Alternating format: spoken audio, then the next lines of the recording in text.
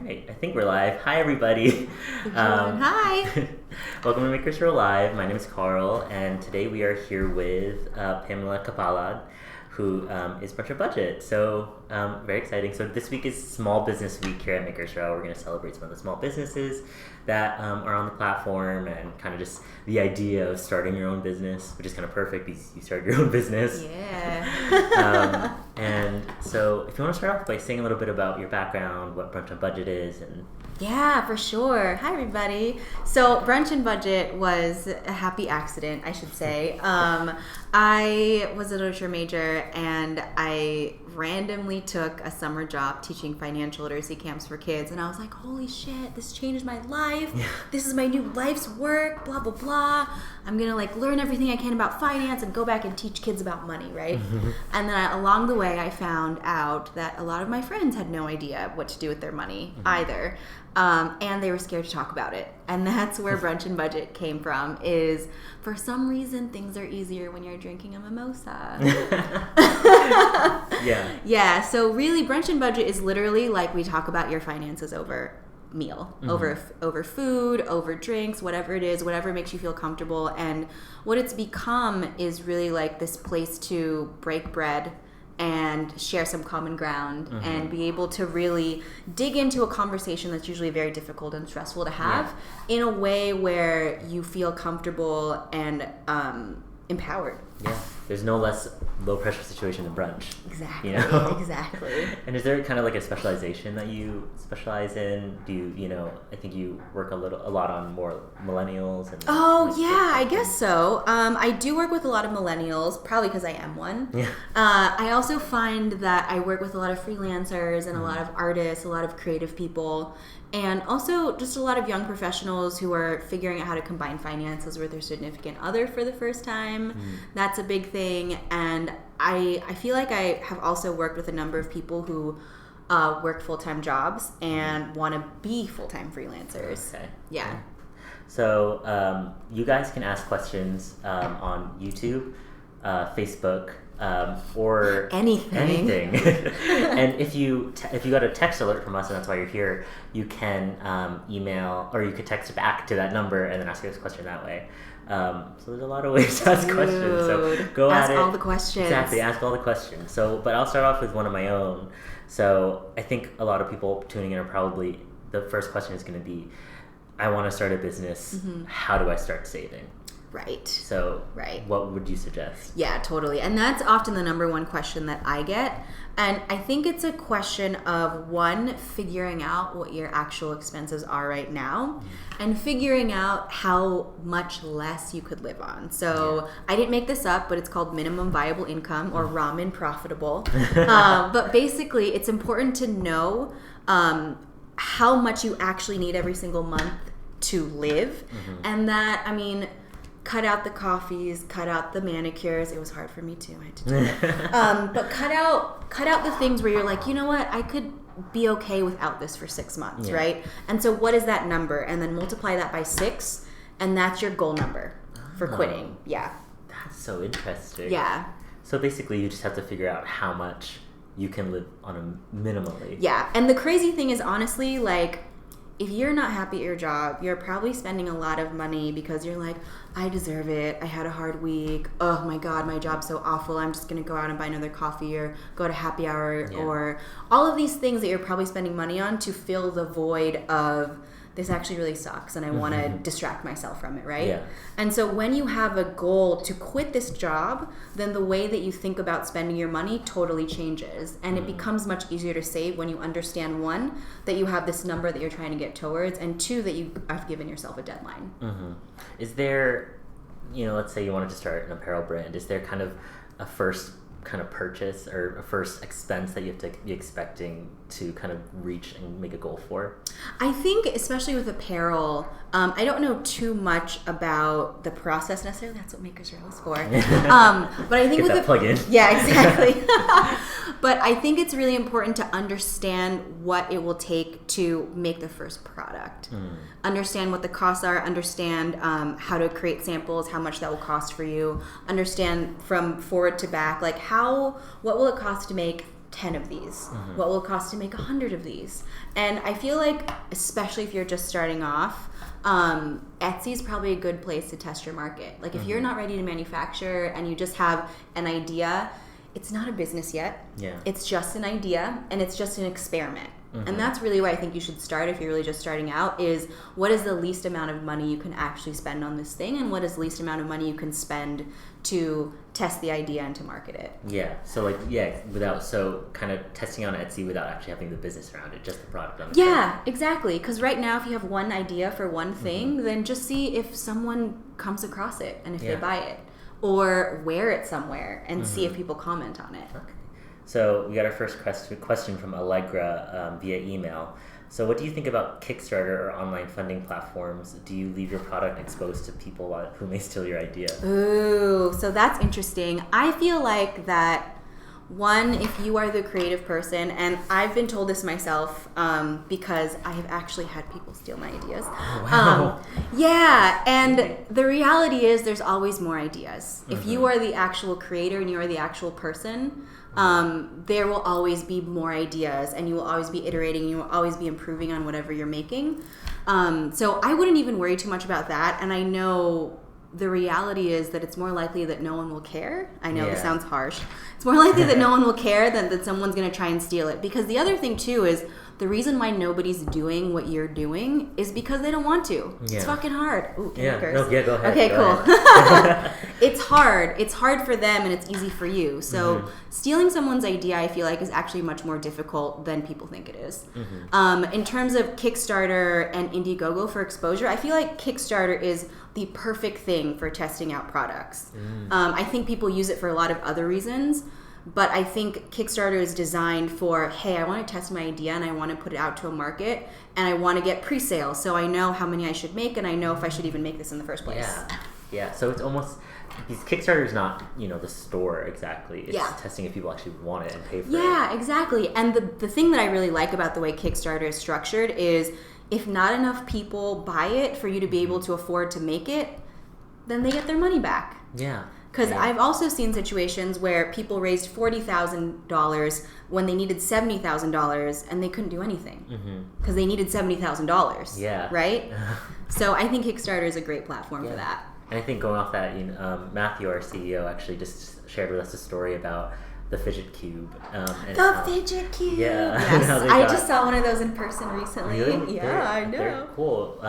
But there was a story about how they got so many more pre-orders than they thought that they didn't logistically know how they could handle it. Oh, wow. So it's a good testing platform to figure out how much you're gonna be, much you're gonna be into this. How much you actually need to invest into it. Yeah, absolutely.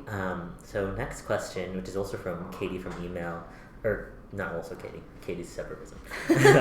What are some creative ways to earn side money to support your business? Oh yeah, well, there's so many new ways now. I mean, I feel like there are so many platforms where you can just do a side hustle, and it's also a really great way to test your idea. So we already mentioned Etsy, so that's a great way to test your idea and make money on the side. We all know the Ubers and the Lyfts, and you can do that too if you want to, if it gets to that.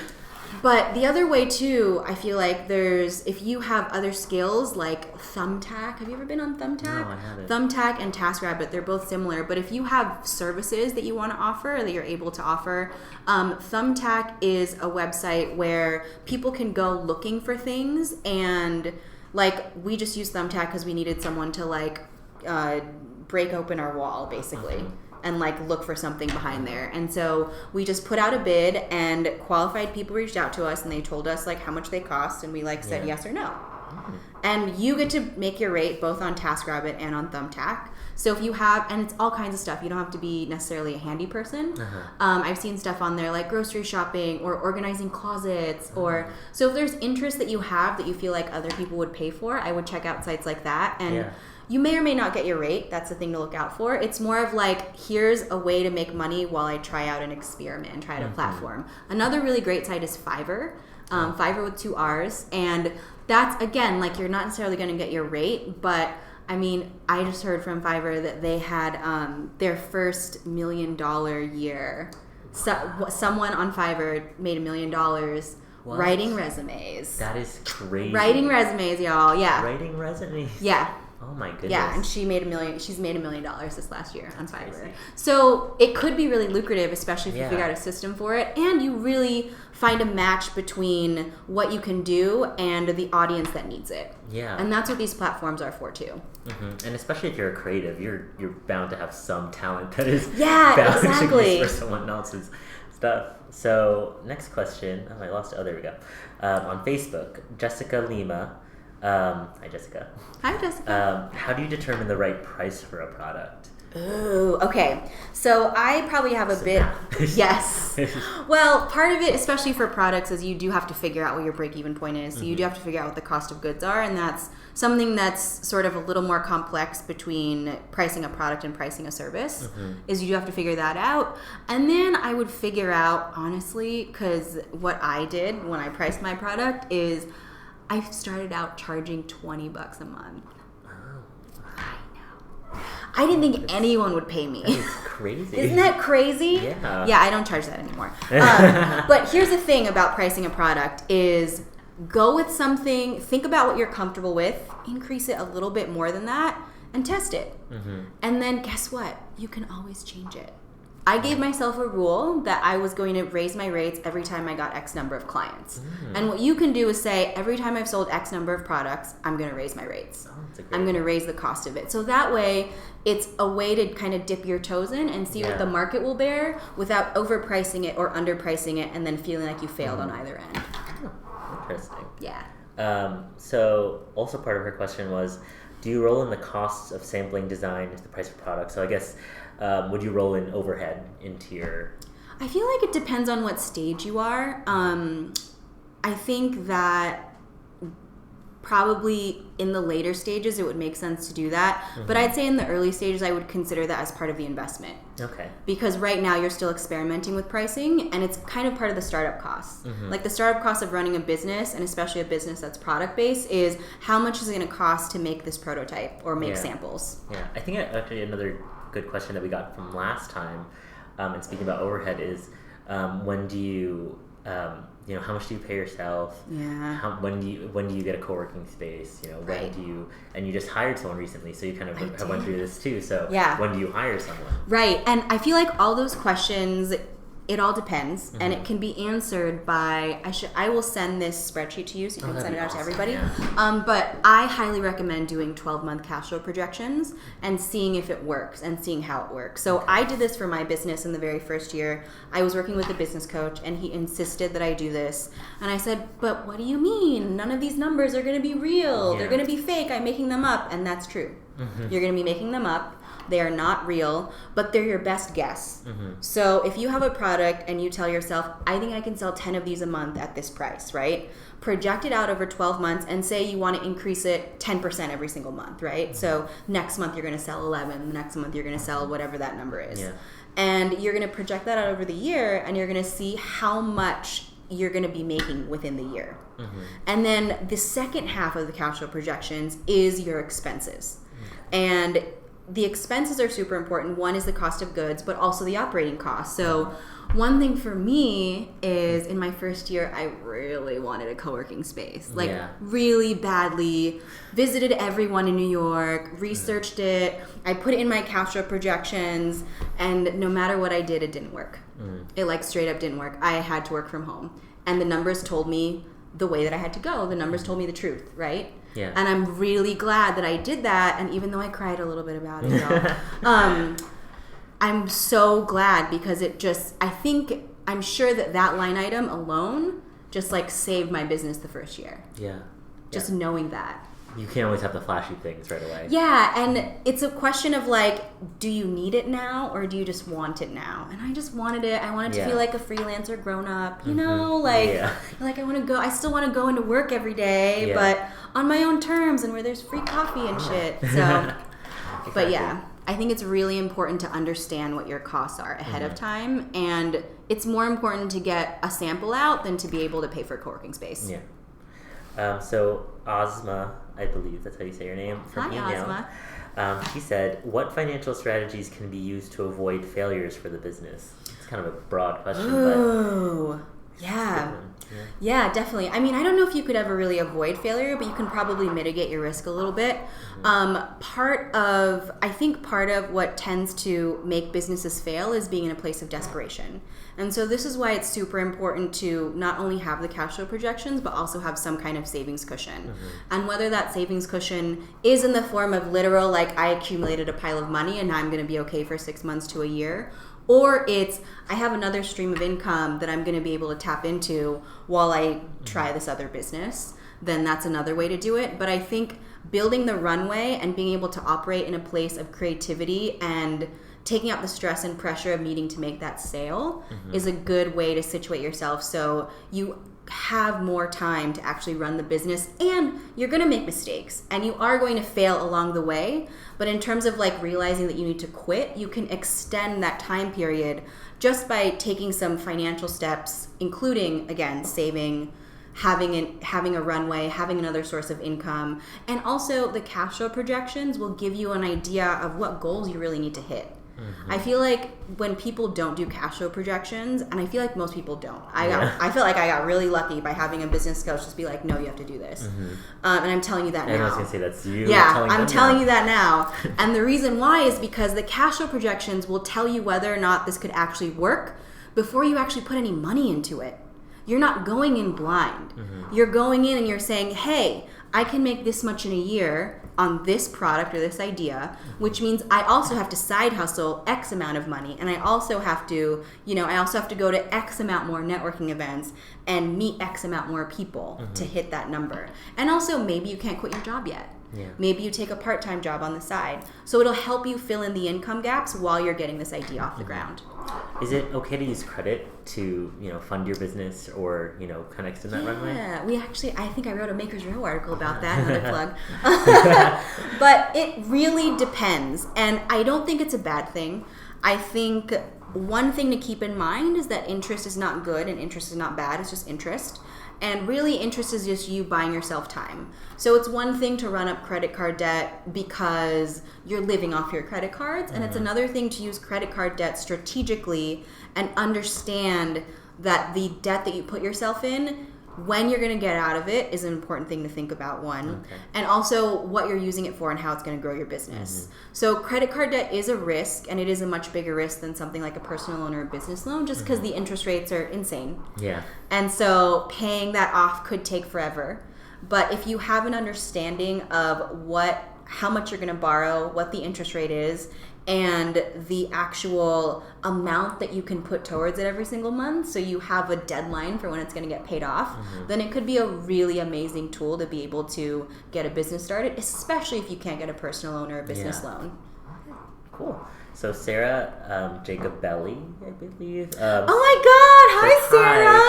What's up? And so next question is, and so if you're just joining us, you could ask questions on YouTube, Facebook, just go through all the cameras, Instagram, email, text message, carrier pigeon. Yeah, exactly. We're right in front of a window if you want to skywrite to us. But don't come to our office. So if you got a text from us, you could just text us back and we'll get a question from there too. So at HNL Baby Co. from Instagram says, where do you find a good business coach? That's a tough question. I feel like, so my business coach is not doing business coaching. Was this kind of like a personal mentor? Or? Yeah, a personal mentor, and we were trading services early on. But I wish I had a good answer for you. I'm sorry. The thing that I would watch out for, I should say, what to look out for in terms of finding a bad business coach is, one, your business coach should not be calling themselves a life coach, because that's not what you're looking for. That's a really important thing to do. Two is see if your business coach has actually started and run successful businesses themselves. I feel like it's really hard to be a business coach when your business is being a business coach. So that's another thing to look out for and another flag when you're talking to somebody. Yeah. And two, coaching is so personal that it's very, very important that you interview multiple people. Mm-hmm. And you interview multiple people, you have an idea of what you're looking for and what your outcome is going to be.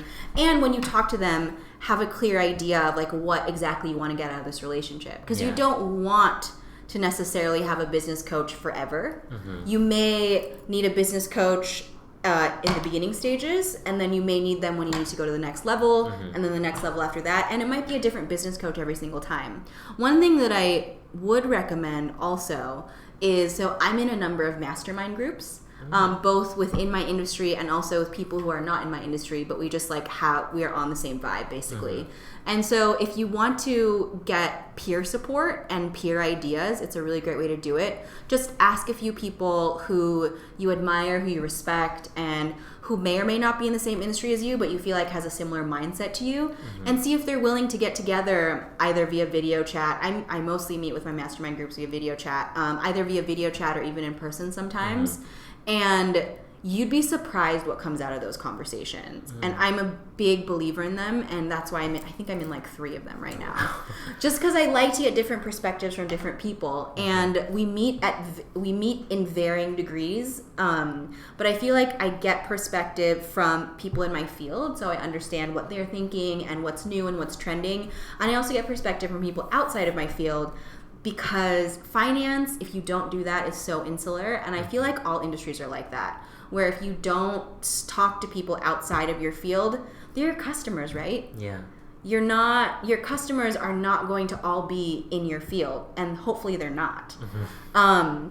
And so by getting inside perspective from someone who's totally objective, who has no incentive one way or the other to actually hope that your business succeeds or doesn't, except for that they like you and want to help you, then it can really be a great way to keep you motivated and also fight the feeling of like loneliness as an entrepreneur and a freelancer. Yeah, you don't want it to be your best friend who's going to sugarcoat everything. Exactly, yeah.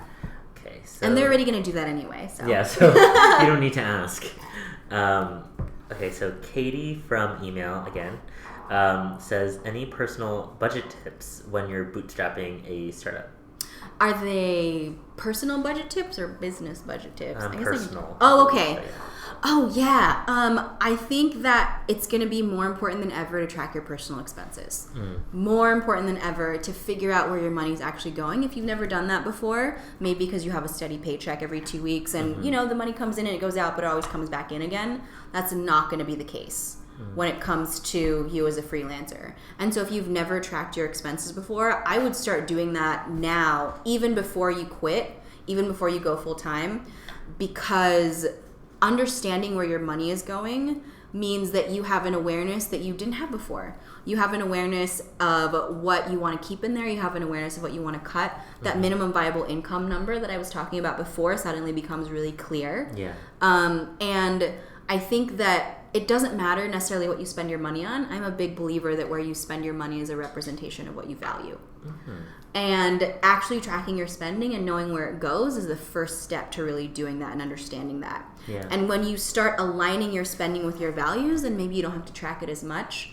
But if you've never done it before and you're about to embark on, you know, this journey of becoming an entrepreneur, on the personal side, that's the first thing I would do. I don't care where the money goes, but I want you to care where the money goes. Yeah. That's such good advice. That like touched me. I was like, oh wow, now I have to look at my spending habits. So Ed Faton, hi Ed.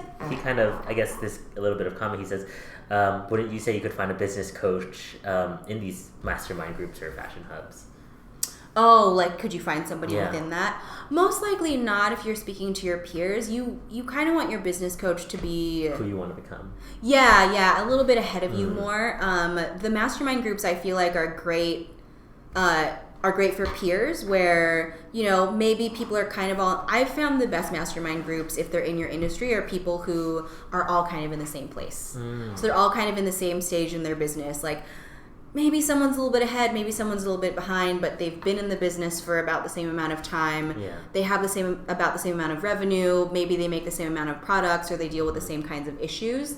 Because I've talked to people where mastermind groups haven't worked out because one person ended up asking all of the questions because they were so new, and everyone else was kind of mentoring them. And so that's what you want to be careful about. And with a business coach, you do want to be able to have someone who you can ask all of the questions to. So mastermind group are your peers. Yes. Who you are currently or as a business, and then mentors who you want to become. Yes. All right, perfect. Totally. That's a great distinction, yes. So let's see. More questions. Or where they are. There's so many places that they're coming from, so to figure out where to go.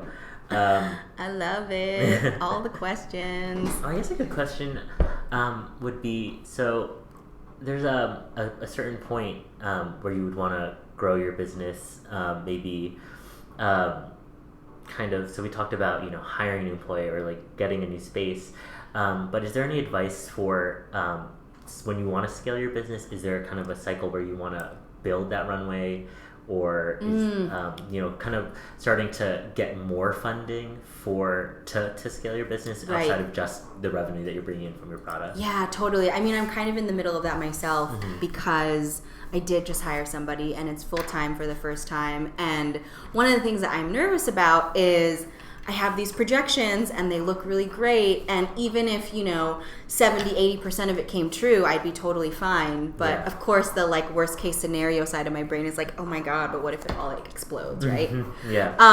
And so I feel like, again, not to be a broken record, but go back to your cash flow projections. And by the time you're 2-3 years into your business and you need to start making those decisions about scaling, then you'll be able to see the gaps more clearly because you have revenue from before. You have an idea of what your realistic projections can be. So you're in an interesting place when it comes to your cash flow projections where it's like, oh, this might actually come true this year. Yeah. Like this could happen. And then you can see if there's any gaps there. Because the thing that I would caution you about funding and getting more funding is it's another person to answer to. Just period. It's another person who has a stake in it, who may or may not understand it the same way that you do. And if you don't want to, if you don't want to have to answer to them and make decisions considering what they would kind of come back with, then I would think twice about it, especially if the revenue is enough that you can still save to scale. Okay. Yeah, I'm not planning on getting investors into my business, and I know it's different because it's a service-based business, but I do know financial planning firms who will merge with other companies for their resources and things like that. And if you can keep it as independent as possible for as long as possible and be able to give up control on your terms, I think that is the important thing to figure out when you figure out your cash flow projections. Are there any mistakes that kind of, in addition to that, are there any mistakes that you see people making with money commonly as a small business? Yeah, I think we like to get ahead of ourselves. I think, just going back to the co-working space scenario, I know that I've had to temper myself personally when you see revenue success and you're like, holy shit, this is working. Then you want to go faster than you should be going. And I think those are some of the mistakes that I've seen, and those are some of the mistakes that I talk clients through not making, is hold on, these cash flow projections do look good. Let's see what it could look like if it was only 70%, or if it was only 60%, or what about if it was 80%, or what about if it was 110%, right? And so I think even though you don't know what the future is going to look like, if you have an understanding of what all the potential scenarios are, then you can avoid a lot of those mistakes. But I do think I see a lot of clients, and myself included, just wanting to go full steam ahead. I think the other thing too is, and I haven't quite experienced this myself personally, but scaling too fast, again, going back to going too fast, is scaling too fast because or having to scale too fast because you had no idea that the business was going to grow like this, and not putting the right people in place early on to be able to help you do that. So one thing that we were just talking about right before this is when I was hiring someone and I first started looking for a full-time employee, I was so sure that I wanted to hire another person who was eventually going to become an advisor, right? And who was eventually going to be client-facing and basically be another me. And in the search process, I was talking to my husband about it, and he was like, are you sure you need another you? What would that mean for you running the business? like, that means you would still have to do everything, right? And I was like, oh yeah, that would kind of suck. Yeah. So I actually went a totally different direction and ended up hiring someone who could still do client service, but who was very strong in operations. And that meant that I could focus more on what I was good at, which was selling and bringing in business. And she could actually build out the business structure to be able to allow me to hire someone who could become an advisor one day. Yeah. And I think I was honestly like so blinded and hell-bent because that's how I'd seen other advisors do it. Other advisors hire people to eventually do what they're doing because they're like, that's how I'm going to grow, is I'm going to multiply myself. And then what I've found is I really need someone to complement me. And I think if you find a way to hire that person early on and kind of bite the bullet a little bit, your projections might be less than if you hired another you and they grew revenue just as fast as you did and sell just as fast as you did. But if you build that foundation early, then I feel like when you are at the point where things are exploding all of a sudden, then you're actually ready to scale. Because you actually have the rock in place. Yes, exactly. So Park and Crest from Instagram says, what if you have multiple creative ideas? Is it okay to test each one? Or is it best to test each idea or to pick one and focus? Oh, that's such a tough question. I think it all depends. I think if your multiple ideas complement each other and if they kind of can feed into each other, then it might make sense to test them all at once and see how they can all work together and see if you can build multiple revenue streams. Because if you can make that work, then that definitely reduces your risk in terms of like putting all your eggs in one basket, right? Putting all your eggs in one product. In general, though, and I've made this mistake too, trying to test multiple service ideas at once, I'd say it makes way more sense to focus on the one idea that you feel like can pop. And what's important is, yes, you want to keep going and see if it works and keep making sure it works. And, failure doesn't happen unless you stop and whatever. But you should also give yourself a deadline. And you should also tell yourself, okay, if I don't hit this or if this doesn't happen by this date, then I'm going to move on to the next idea. So we're going to take only a couple more questions. We'll wrap it up soon. So Jessica Lima asked, how do you determine how much product you can sell in a month to be able to start your 12-month projection? Yes, especially if you're just starting off. Hi, Jessica. Especially if you're just starting off, I would do multiple cash flow projections. I would give yourself an idea, and the spreadsheet has formulas, and you can make copies of it and whatever you need to do. But I would give yourself an idea of, okay, so if I really hustled and blew this out of the water, what could it look like, right? And also think about, okay, if I only sold like 3 of these, what would that look like, right? And so I feel like I would play around with the numbers more. It's hard to really know what to start with. And really, like, for me, for instance, I told myself, like, I could probably get 2 clients a month or 5 clients a month. And I looked and saw what the cash flow projections looked like with 2 and looked like with 5. And it worked with 2. So I was like, all right, let me go with 2. Now, there are some people who are really motivated. So I'm the opposite. I'm like, I want my shit to come true. And I feel really bad when it doesn't. So I kind of shoot on the low end. And if things go well, it's like a nice surprise for me. I have clients and I have friends who are like, no, I really need the high numbers to motivate myself and to push myself to hit those goals. Then that is probably the direction that I would choose to go in when it comes to figuring out how much product you want to sell. Let's see.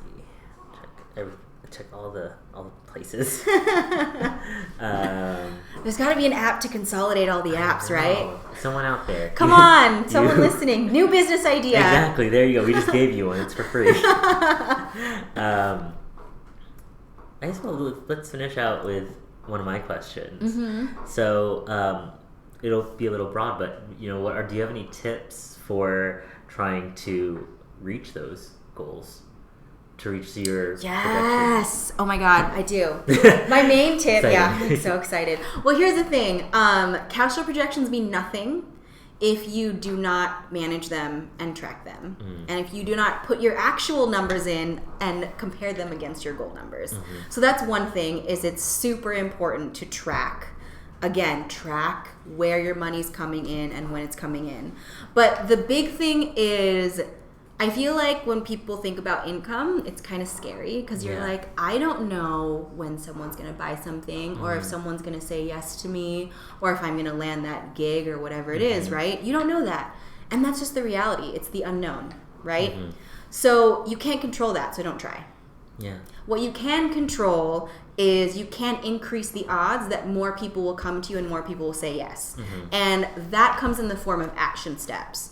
And so what you need to do is look at those cash flow projections that you made and actually create action steps on the back end and test them out. So for instance, one of the things that I really wanted to test out, and I was so sure this was going to work when I was getting clients, is I was so sure that I reached out to a bunch of finance blogs and I was like, and freelance blogs, and I was like, I'm going to guest blog. And that's how I'm going to get all of my clients, right? And so my action steps were to reach out to 5 bloggers a week and email them and see if I can get on some of them. And as the months went by and as I was tracking my cash flow and I was just tracking where the business was coming from, I realized that none of the business was coming from guest blogging. And so I was like, okay, I think I need to stop guest blogging. And if I didn't track where the business was coming from and if I didn't take that action step and take away the emotion from it, because I love writing. I'm a writer. I majored in literature. I still guest blog, but I don't do it now thinking that it's going to be a marketing tool. I do it because I like to disseminate information in that way, right? And so what you need to do is create these action steps and test them out. And you can try one of them at a time, you can try a couple of them at once, and see if they work. Because if I still thought that guest blogging was the only way that I was marketing, and I kept doing it and had no idea where the revenue was coming from, I probably wouldn't be where I am today. I dropped that notion as soon as I realized it wasn't working and moved on to the next thing. Great. So I think we have one last question from Provide Shop on Instagram. Hello. I don't really know. Maybe you'll listen to these. Do you have one business book recommendation to a new company? Oh my God. I have one that other people have recommended me that I've been meaning to read. Oh, okay. It's called The E-Myth, and E stands for entrepreneur. And literally, like multiple people from, I need to just get it now that I'm saying this out loud. Multiple people from multiple industries have told me that this is a must read for entrepreneurs and people who are thinking about wanting to become entrepreneurs. So E-Myth. The E-Myth, yes. E-Myth. And there's many revised versions. So yeah. Perfect. Okay, this was great. Thank you so much for coming in. Thanks everybody. Yeah, thanks everybody. If you have any more questions for Pamela, let us know. Maybe we'll bring her back. So tell everyone where they could find you. Oh yeah, totally. So brunchandbudget.com. I also host a weekly podcast on personal finance and social justice with my husband Dialect. And that's brunchandbudget.com/podcast. And we are also on iTunes. Just search Brunch and Budget with the ampersand. Twitter at Brunch and Budget, Instagram at Brunch and Budget. If you want to see all the brunches that I eat, they're pretty delicious. There you go. Yeah, and Facebook Brunch and Budget, pretty easy. Yeah, and she's all over the Makers Row blog, and on you can also watch her Makers Row Live from last year too on our YouTube page. And yeah, thank you guys so much for watching. If you enjoy these, and I know we haven't done them often, but if you do, let us know and we'll bring them back more often. So thank you again so much, and bye everybody. Bye everybody. Oh.